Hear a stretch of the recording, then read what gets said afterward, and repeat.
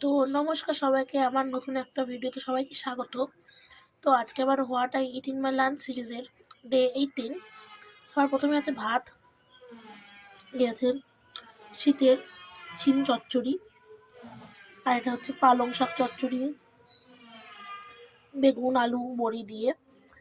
এটা হচ্ছে কালকে ধোকা ছিল, ধোকা ভাজা, মোচার ধোকা।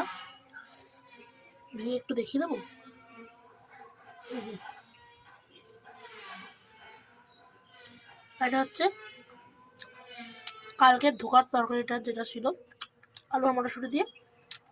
সেখান থেকে একটা আলু, ঝোলের আলু আর একটা ধোকা। খুবই টেস্টি মোচার ধোকা, তোমরা ট্রাই করো।